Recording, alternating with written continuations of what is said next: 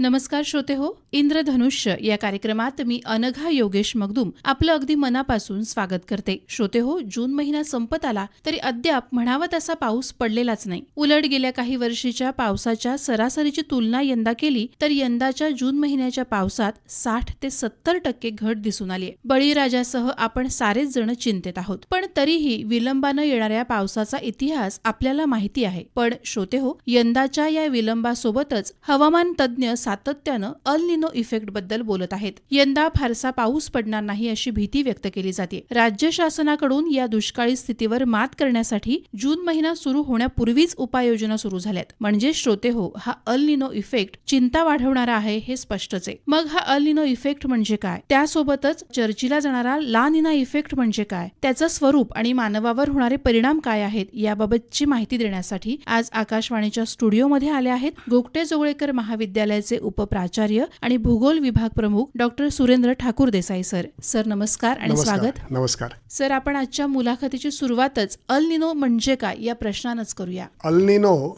हे नाव जे आहे हे एका सागरी प्रवाहाचं नाव आहे आणि या नावाचा मूळ अर्थ लहान मूल, बाळ येशू असा वेगवेगळा सांगितला जातो. पण शाळेमध्ये आपण शिकलोय की जगभरातल्या महासागरांमध्ये अनेक सागरी प्रवाह आहेत. त्यातले जे आपण शाळेत शिकतो ते प्रमुख प्रवाह असतात की जसं की गल्फ स्ट्रीम आपण शिकतो, लॅब्राडोर प्रवाह शिकतो किंवा ओयाशिओ कुरोशिओ शिकतो. तसा अल निनो हा एक प्रवाह आहे. पण जसे प्रमुख प्रवाह असतात तसे काही दुय्यम प्रवाह असतात, म्हणजे जे अख्ख्या महासागराला वेढा घालत नाहीत किंवा कायम ते खूप कार्यरत प्रबळ नसतात. तर अल निनो हा असा एक समुद्री प्रवाह आहे जो प्रशांत महासागर म्हणजे पॅसिफिकच्या विषुववृत्तीय प्रदेशामध्ये आहे आणि हा एका अर्थाने काउंटर करंट म्हणजे प्रतिप्रवाह किंवा दुय्यम प्रवाह असं त्याला नाव वापरता येईल. तर असा एक सागरी प्रवाह आहे आणि हा अल निनो यावर्षी आला ही वाक्यरचना जरा चुकीची आहे. कारण हा सागरी प्रवाह असतोच, फक्त काही वेळेला तो जरा जास्त प्रबळ होतो. आणि प्रबळ होतो म्हणजे अचूक भाषेत सांगायचं झालं तर त्या प्रवाहाच्या प्रभावाखाली जेवढा पॅसिफिकचा भाग असतो त्याच्यापेक्षा त्याची लांबी वाढते. आणि मग ही लांबी वाढली याचा अर्थ अल निनो कार्यरत झाला किंवा प्रबळ झाला असं म्हटलं जातं. त्यामुळे अल निनो हे मुळामध्ये एका सागरी प्रवाहाचं नाव आहे आणि तो पॅसिफिकमध्ये आपल्याला विषुववृत्तीय प्रदेशामध्ये आढळून येतो असा एक प्रवाह आहे. अल निनो बरोबर ला निना याबद्दल सर बोललं जातं. कसं आहे की अल निनो प्रवाहामध्ये हा ज्या वेळेला तयार होतो म्हणजे साधारणपणे ज्याला आपण आपल्या भारताचा विचार केला तर उन्हाळ्याची सुरुवात म्हणतो किंवा वसंत ऋतू म्हणतो, त्या काळामध्ये तो सुरू होतो. आणि मग त्यावेळेला विषुववृत्तावरचं जे गरम पाणी आहे हे सगळं पाणी पूर्वेच्या दिशेला वाहत जातं आणि आपण जगाचा नकाशा पाहिला तर ते पेरूच्या किनाऱ्यापर्यंत येतं. ही सगळी घडामोड घडत असताना पृष्ठभागावरचं ज्या वेळेला पाणी सरकतं त्यावेळेला समुद्राच्या तळाशी जे पाणी असतं ते वर येतं. याला इंग्रजीमध्ये अपवेलिंग असा शब्द आहे, मराठीमध्ये त्याला आपण उसळून येणे असं म्हणतो. खालचं पाणी उसळून वर आलं तर तसं हे अपवेलिंग घडतं. आता ह्याच्याबरोबर उलटी प्रक्रिया कधी कधी होते, म्हणजे विरुद्ध दिशेने आणि थंड पाणी वर यायच्याऐवजी गरम पाणी आलं. म्हणजे थोडक्यात काउंटर करंट एल निनो जो आहे त्याला विरुद्ध दिशेने काम करणारा प्रतिप्रवाह जो आहे त्याला ला निना असं नाव आहे. त्यामुळे एल निनो ला निना ही जोडी आहे आणि हे प्रतिप्रवाह एकमेकांच्या पूर्णपणे विरुद्ध आहेत असं सोप्या भाषेत म्हणूया आपण. कदाचित विज्ञानामध्ये लोक हे मान्य नाही करणार किंवा समजायला सोपं असं आहे की एकमेकांच्या विरोधी दिशेने वाहतात आणि तापमान म्हणून त्यांचा प्रभावही विरोधी असतो. आणि भारताचा विचार केला तर ढोबळपणे असं म्हणता येईल की एल निनो हा भारतातल्या पावसावर आणि भारत म्हणजे भारतीय उपखंडातल्या पावसावरती विपरीत प्रभाव टाकणार आहे, निगेटिव्ह इफेक्ट आहे. त्या उलट ला निना असेल तर भारतातल्या पावसावरती सकारात्मक प्रभाव पडतो, म्हणजे पावसाचं प्रमाण वाढतं आणि पावसाचा कालावधी वाढतो, सर्व दूर पाऊस पोचतो.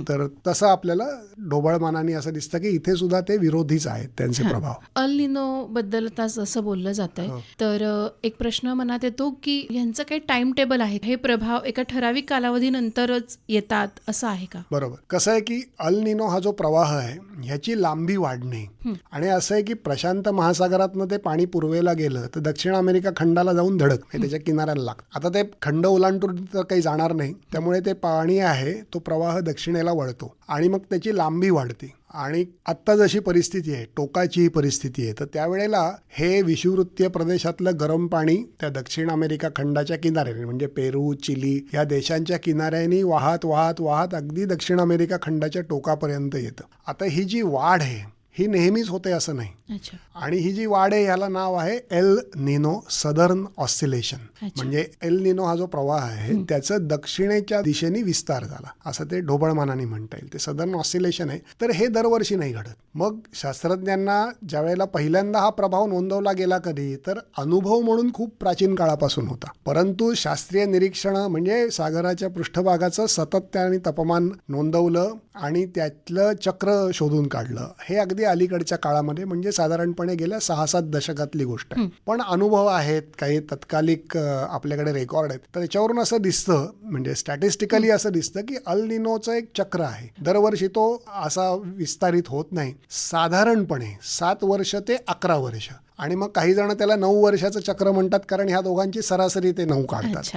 पण अगदी दर सलग 2-4 वर्ष असं तो होत नाही. साधारणपणे यावर्षी समजा अल निनो कार्यरत आहे म्हणजे त्याचं ऑसिलेशन वाढलंय तर मग पुढची 5-6 वर्ष चांगली जातील. म्हणजे अल निनो फार ऍक्टिव्ह होणार नाही आणि मग परत कधीतरी होईल. तर हे चक्र आहे, हे चक्र 7 ते 11 वर्ष दरम्यान काहीतरी असतं. पण हे दुसरंही आहे की 11 वर्षात तो कधीतरी येतोच. म्हणजे असंही नाही की 20 वर्ष आलंच नाही असं ढोबळमानाने म्हणता येईल. स्टॅटिस्टिकली अशी एक चक्र आहे आणि अर्थातच याला काउंटर चक्र आहे. म्हणजे जसं अल निनोचं आहे तसंच ला निनाचं आहे. कारण हे दोघं एकमेकांना प्रतिसाद म्हणजे रिस्पॉन्सेस आहेत. असं ज्यावेळेला आपण संपूर्ण जगाच्या महासागरांमधल्या प्रवाहांचं विश्लेषण करतो म्हणजे त्याला ओशनिक हायड्रोडायनॅमिक्स असं म्हणतात. तर त्यावेळेला असं लक्षात येतं की हे एकमेकांना संतुलित करणारे शब्द वेगवेगळे वापरू शकतो.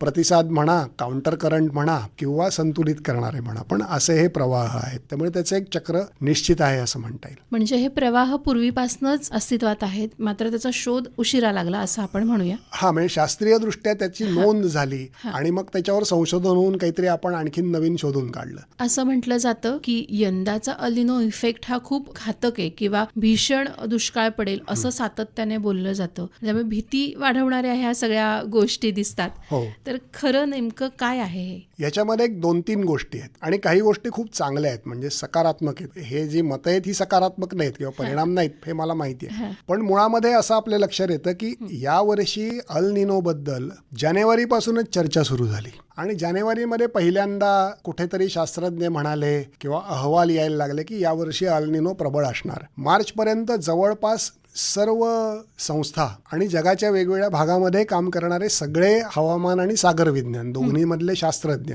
यांनी असं म्हणायला लागले की यावर्षी अल निनो प्रबळ असणार. आता असं म्हणणं हे आपल्या शास्त्रीय म्हणजे जगभरातल्या वैज्ञानिक प्रगतीचं लक्षण आहे आणि आपण त्याच्याकडे बघितलं पाहिजे. अर्ली प्रेडिक्शन हे खूप महत्वाचं असतं. म्हणजे तुम्ही आधीच अंदाज वर्तवणं. आता हे आपल्याला शक्य झालंय याचं कारण अनेक आहेत. एक कारण असं आहे की आपल्याकडे जगभरातल्या नोंदी म्हणजे पाण्याचं तापमान असेल, प्रवाहाचा वेग असेल, ह्या अलीकडे खूप जास्त येतात कारण आपण अनेक ठिकाणी नोंद करणारी यंत्र बसवली आहेत. जहाजांमधून खूप नोंदी येत असतात. जहाजं प्रवास करताना नोंदवतात त्याच्या नोंदी येत असतात. आणि दुसरीकडे आपल्याकडे आता शास्त्रीय ज्ञान इतकं आहे की आपण आलेल्या ही जी विदा म्हणजे डेटा आहे ह्याच्यावर प्रक्रिया करून काहीतरी अनुमान बांधू शकतो. तर हे आपल्या वैज्ञानिक प्रगतीचं लक्षण आहे. आणि दुसरी गोष्ट अशी ही आहे की आता असं असतं की प्रशांत महासागरातल्या मधल्या कुठल्या तरी भागामध्ये काहीतरी समुद्राच्या पाण्याचं तापमान वाढताना दिसलंय म्हणून भारतामध्ये पाऊस कमी पडणार. तर ह्याच्यामध्ये खूप मोठी साखळी आहे आणि ही अनुमानं काढण्याकरता बरीचशी मॉडेल्स ज्याला म्हणतात म्हणजे प्रतिमानं ही संख्याशास्त्रीय असतात,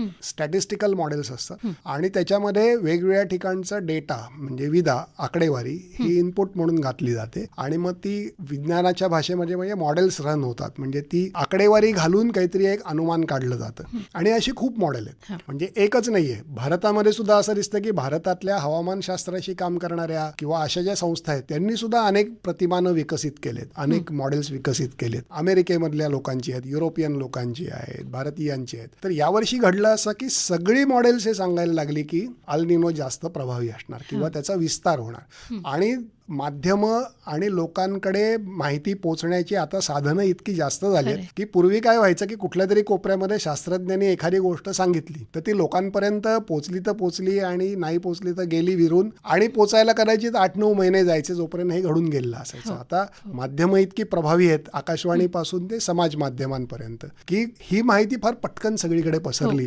लोकांनी एकमेकांमध्ये इतकी ती वाटून घेतली आणि अर्थात भारतीय स्वभावानुसार आपण त्याच्यात भर घालून वाटली. पण त्यामुळे एकूण हे खूप तीव्र प्रकरण असणार आहे असं आलं, लोकांपर्यंत पोचलं. आणि मग अर्थातच शासन हे लोककल्याणकारी असल्यामुळे त्यांनी त्याला प्रतिसाद म्हणून चांगली गोष्ट आहे की त्यांनी लोकांना जागरूक केलं, आधीपासून तयारी करायला सांगितली, काहीतरी धोरणात्मक गोष्टी सुद्धा राबवल्या. म्हणजे जसं की धरणांमध्ये आता अगदी कमी पाणी झालं तर ते पिण्यासाठी राखून ठेवायचं, बाकी कुठल्याही वापरासाठी ते धरणातलं पाणी वापरायचं नाही, ते अशा काही धोरणात्मक बाबी पण केल्या. तर हे अर्ली रिस्पॉन्स मी जे म्हटलं हे शक्य झालं. पण ह्याच्यामध्ये एक लक्षात घेतलं पाहिजे की काही काही वेळेला ते अतिरंजित पण होतं. म्हणजे भारतामध्ये पाऊस खूप कमी पडणार आहे हे विधान चुकीचं आहे. सगळी जगातली मॉडेल्स असं दाखवत आहेत की पावसामध्ये जे विस्थापन म्हणजे त्याला डेव्हिएशन फ्रॉम नॉर्मल असं म्हणतात, म्हणजे सामान्यतः जेवढा पाऊस पडतो त्याच्यातून किती कमी पडेल तर ही टक्केवारी जास्तीत जास्त 12% आहे. म्हणजे 88% पाऊस पडणार आहे. असं नाहीये की 50% पडला. कोकणामध्ये समजा 3,500 मिलीमीटर पाऊस पडतो तर 1,700-1,600 मिलीमीटरच पडला असं नाही होणार आहे. 12% म्हटले कोकणातल्या पावसात ते 400-450 मिलीमीटर म्हणजे 3,000 मिलीमीटर पडणार आहे. त्यामुळे जे डेव्हिएशन म्हणजे त्यातला जो फरक आहे हा तफावत आहे ही ढोबळमानाने आणि सगळीकडचं एकत्र सरासरी काढली तर साधारणपणे 12% आहे. काही ठिकाणी ती तितकी तफावत नसेल तर ते प्रादेशिक वितरण वेगळं असेल. म्हणजे कोकणामध्ये ते 12% असेल, कदाचित मराठवाड्यामध्ये ते 8% कदाचित म्हणते काल्पनिक आकडे, पण असं भारताच्या वेगवेगळ्या भागात वेगवेगळं आहे.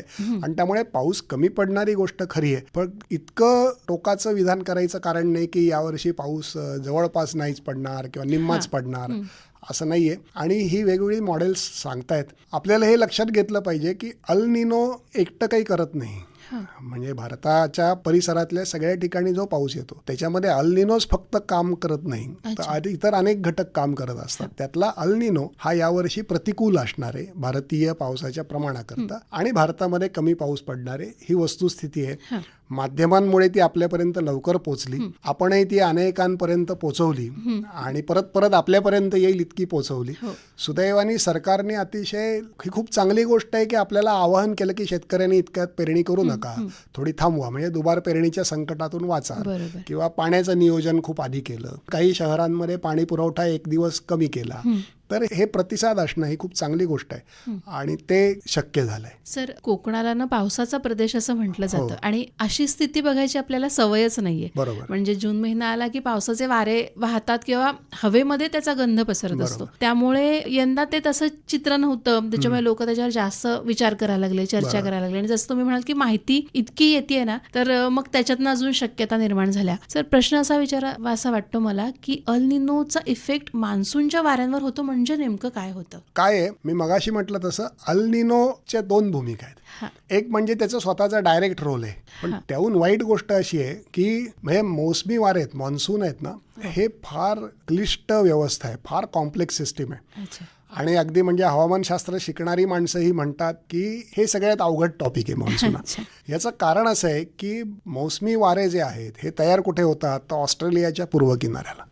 म्हणजे असं म्हणू नये, पण मी विनोदाने कधीतरी शिकवताना सांगतो की ऑस्ट्रेलियामध्ये जितकं लोकांना जास्त गरम होईल ना किनाऱ्यावरच्या, तितकं भारतामध्ये जास्त बाष्प येईल. कारण शेवटी तिथे तापमान वाढलं तर बाष्पीभवन वाढेल, बाष्पीभवन वाढलं तर वाऱ्यांमध्ये बाष्प असेल आणि मग ते बाष्प वारे घेऊन भारतापर्यंत येतील. आता हे वारे ओढायला पाकिस्तानमध्ये पण खूप उन्हाळा लागतो. म्हणजे पाकिस्तान, भारताची वायव्य सीमा, पाकिस्तानचा भाग, पंजाब पाकिस्तान मधला आणि लगतचा अफगाणिस्तानचा भाग, हे खूप जर का तापले, तिथलं तापमान खूप वाढलं तर मग अशी स्थिती निर्माण होते की ते वारे जे आहेत ऑस्ट्रेलिया जवळचे म्हणजे दक्षिण गोलार्धातले ते ओढले जातात आणि मग ते येताना समुद्रावरून येतात. बाष्प हे शाळांमध्ये आपण शिकलेलो असतो ढोबळमानाने, पण ह्याच्यामध्ये सुद्धा खूप कॉम्प्लेक्सिटीज आहेत. म्हणजे ह्याच्यामध्ये खूप खेळाडू आहेत. आणि जसं आपण रस्त्यातून म्हणजे आपल्या घरून कुठेतरी जायला निघालो तर आपल्याला उशिरा पोहोचण्याची अनेक कारणं असू शकतात, तसं मान्सूनवरती प्रभाव टाकणारी अनेक आहेत. त्यातल्या वाईट असं आहे की अल निनो हा उरलेल्यांना प्रभावित करतो. म्हणजे काही वाईट माणसं असतात ना की जी आपल्याबरोबर इतरांना सामील करून घेतात, तसं होतं. यावर्षी नेमकं काय झालंय, जो तुम्ही उल्लेख केला की जून महिना संपत आला आणि म्हणजे पाऊस नाहीच आहे, तर असं कधी सहसा घडत नाही. तर काय होतं की भारतामध्ये पाऊस येणे आणि ह्याच्या मागचं मुख्य कारण तुम्ही म्हणालात तसं की नैऋत्येकडून जोरदार वारे यावे लागतात. आणि ते वारे कुठूनही म्हणजे बंगालच्या उपसागरातून भारताच्या पूर्वेकडच्या भागात जाऊ देत किंवा अरबी समुद्रावरून कोकण आणि दक्षिण भारत आणि उत्तर भारत येते पश्चिमेकडच्या भागात जाऊ देत, तर हे येण्याकरता त्या वाऱ्यांना एकतर जोर लागतो, म्हणजे ते प्रबळ लागतात. आता वारे प्रबळ कधी होतात, तर एक तर ते ओढले जातील किंवा ढकलले जातील. आणि ह्याला ढकलण्याचं काम एक सोमालिया जो देश आहे त्या देशाच्या तिथे पृथ्वीच्या पृष्ठभागापासून उंचावरून एक जोरदार वाऱ्यांचा प्रवाह असतो, ज्याला सोमाली जेट प्रवाह असं म्हणतात.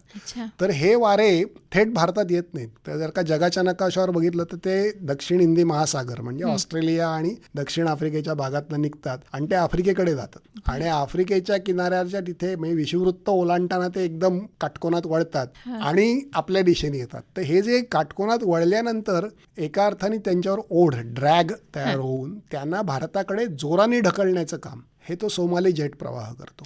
आता हे जोराने ढकलणं खूप महत्वाचं आहे, कारण आपण अशी कल्पना करा की रत्नागिरी असेल कोकणच्या किंवा पश्चिम घाटाच्या कुठल्याही पश्चिम किनाऱ्यावर भारताच्या हे वारे आले तर त्यांना जमीन ओलांडायचे म्हणजे घर्षण जास्त आहे. आणि पश्चिम घाट सह्याद्री असेल किंवा खाली केरळमधले वेगवेगळे पर्वत असतील, हे सगळं म्हणजे जवळपास 1200 मीटर उंच जायचे आणि हा अडथळा ओलांडून पलीकडे जायचे.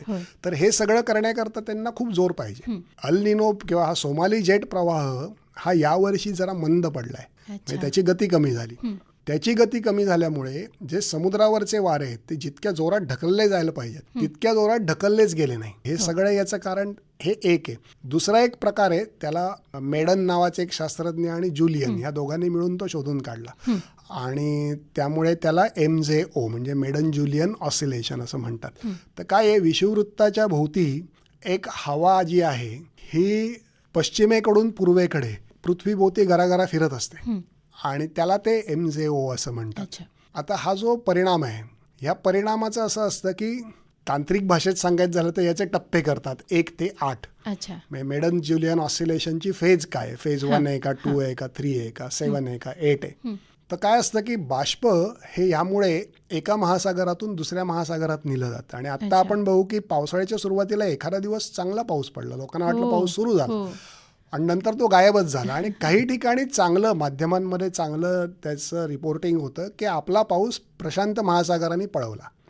तर काय असतं हे MJO जे आहे त्याची दुर्दैवाने आत्ता जी फेज होती ती 7-8 होती, म्हणजे आपलं बाष्प तो दुसरीकडे घेऊन जाणार आणि त्यामुळे एकतर सोमाली प्रवाह प्रबळ नाही, त्यामध्ये आपल्याकडे जे निघालेले वारे ते विषुववृत्तावरून ह्यानीच पळवून नेले, त्यामुळे आपल्याकडे बाष्पाचे वारेच आले नाहीत. तर एल निनोचा प्रभाव काय आहे, तर एल निनोमुळे हा MJO जो आहे ह्याची गतिशीलता थोडी वाढते, कारण एल निनो प्रशांत महासागरात विषुववृत्ताच भोवती आहे. तर त्यामुळे ते सगळे चक्र जे आहे हे जरा जास्त फिरतं आणि आपल्याकडे जी फेज 1, 2, 3 असायला पाहिजे आत्ता ह्या काळामध्ये त्याच्याऐवजी आत्ता ती 7-8 ला गेली आणि त्यामुळे आपल्याकडे पाऊस पडायच्या ऐवजी तिकडे पाऊस पडला. ते बाष्प सगळं तिकडे वाहून नेलं गेलं, आपल्याकडे त्याच्यातून कोरडेपणा आला, हे घडलं. ह्याच्याहून आणखीन एक विचित्र गोष्ट किंवा इंटरेस्टिंग कसं आपण कसं पाहतो ते की म्हणजे हिंदी महासागरामध्ये मे महिन्यामध्ये आत्ता ऑस्ट्रेलियामध्ये आणि थंडी आहे, दक्षिण गोलार्धामध्ये आत्ता हिवाळा आहे, उत्तर गोलार्धामध्ये उन्हाळा आहे.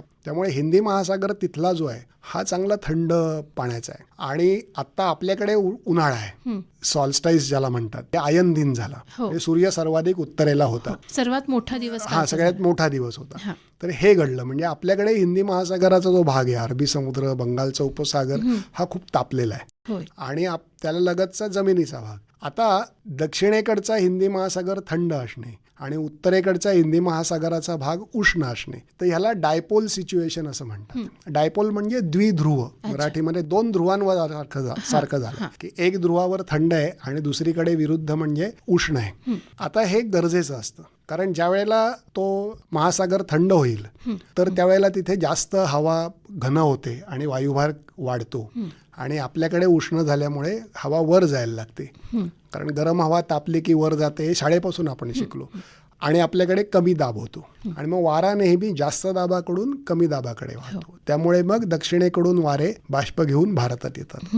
तर ह्या दोघांमधली तफावत जास्त असायला पाहिजे. म्हणजे दक्षिण हिंदी महासागर भरपूर थंड पडला पाहिजे आणि आपला भरपूर तापला पाहिजे. यावर्षी काय झालं, आपल्या इथला समुद्र तापला, पण अल निनोचं पाणी तिकडून जे निघालं त्याच्या मिक्सिंगमुळे ते पाणी, म्हणजे आपण जगाचा नकाशा बघितला तर अंटार्क्टिका खंडाच्या भोवती सलग समुद्र आहे. म्हणजे दक्षिण अमेरिका आणि अंटार्क्टिका ह्याच्यामध्येही समुद्र आहे, दक्षिण आफ्रिका आणि अंटार्क्टिका ह्याच्यामध्येही समुद्र आहे, ऑस्ट्रेलिया आणि अंटार्क्टिका ह्याच्यामध्येही समुद्र आहे. तर त्यामुळे हा सलग समुद्र आहे. तर ते पाणी ते हिंदी महासागरात येतं, ती उष्णता येते आणि ती उष्णता आली तर हिंदी महासागर जेवढा थंड असायला पाहिजे तेवढा थंड होत नाही, तो उबदार होतो. तो उबदार झाला की ही तफावत कमी होते, म्हणजे डायपोल वीक होतो आणि तफावत कमी झाली की वारे कमकुवत होतात.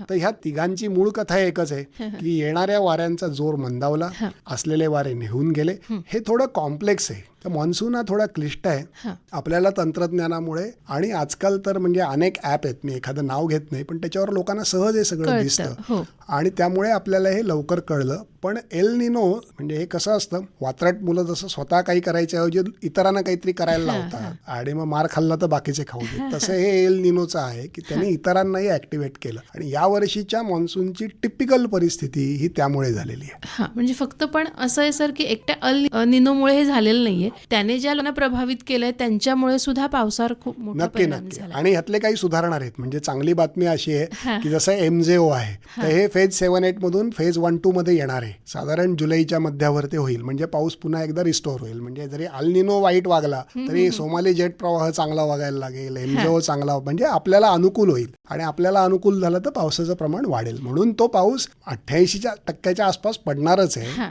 ह्याचा वाटा फक्त कमी होईल असं आहे. बरोबर आहे. म्हणजे सर खरंच छान गोष्ट आहे. आत्ताच्या दिवसात तर ती खूपच छान आहे की पाऊस पडणार आहे आणि तो पडला पाहिजे. आपण अल निनो बद्दल बोलतोय तर यंदा त्याची उष्णता जास्त आहे असं सांगितलं जातं.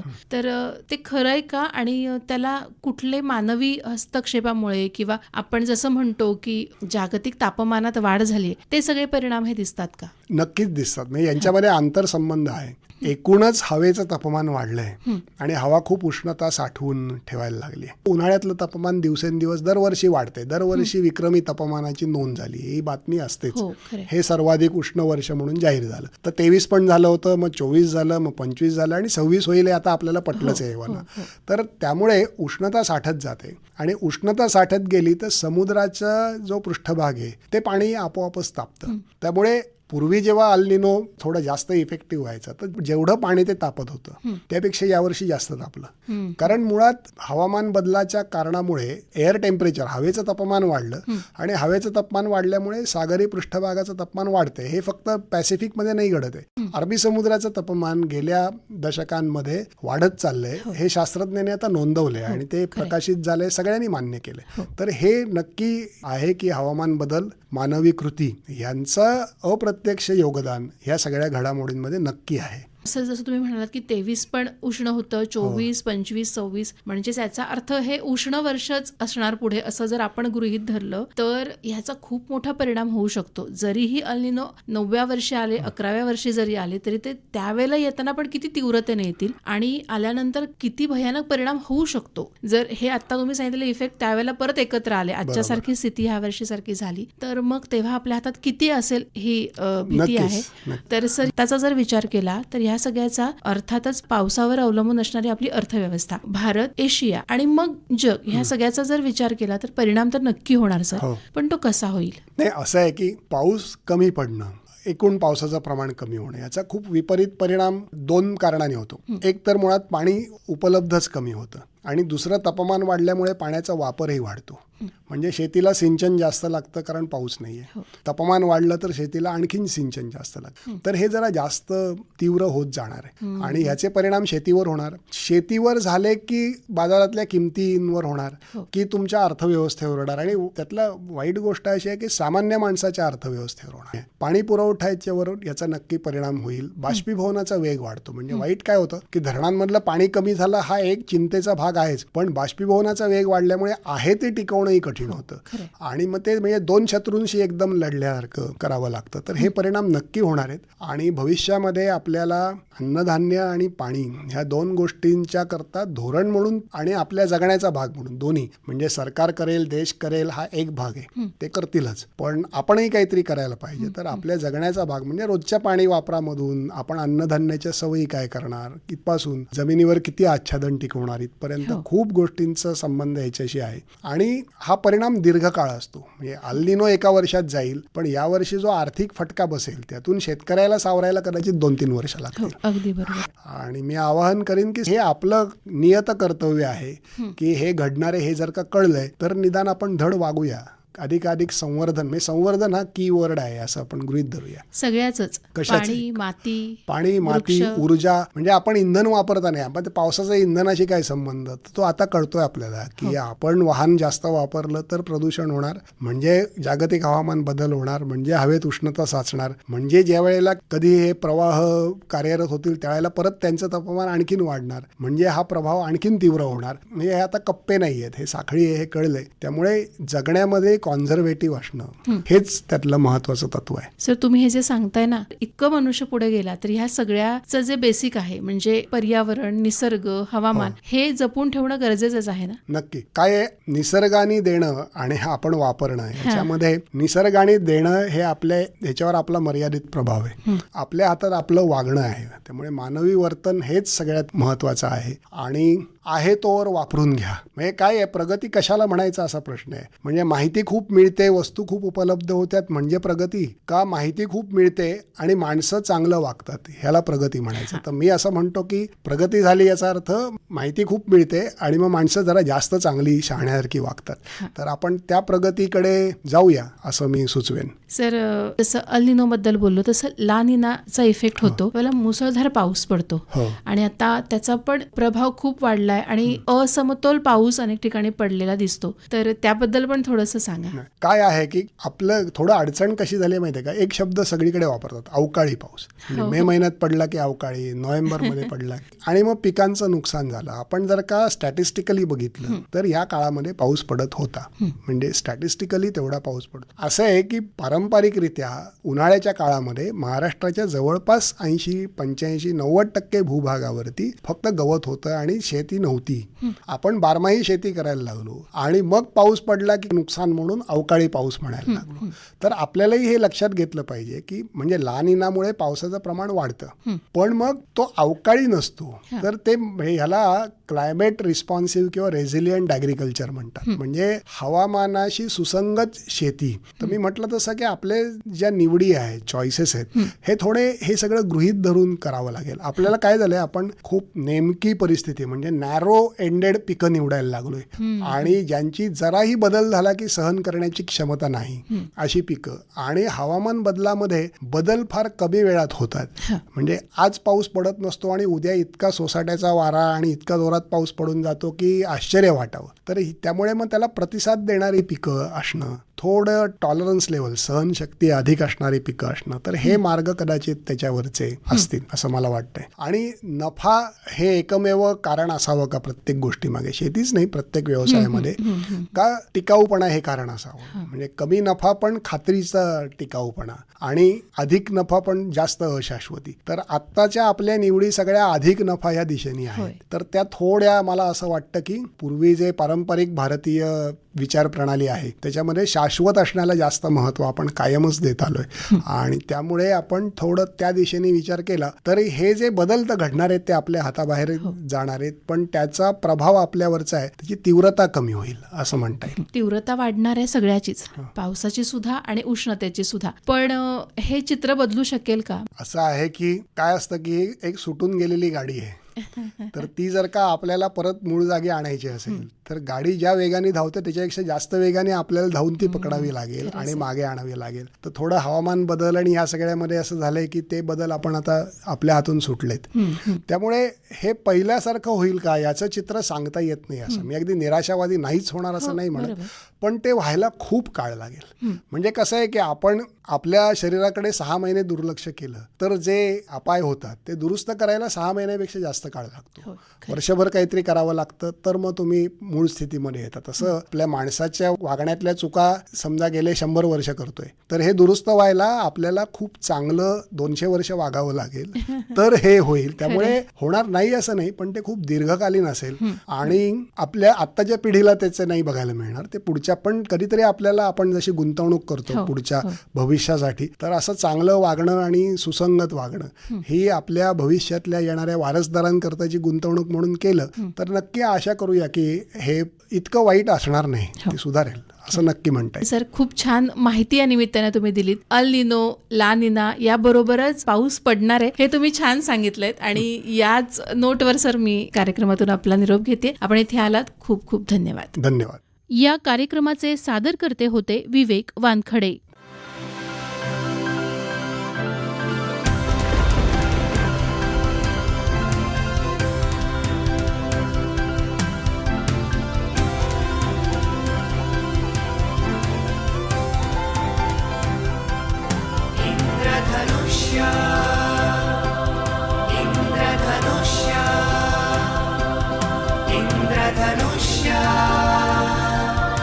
Indradhanushya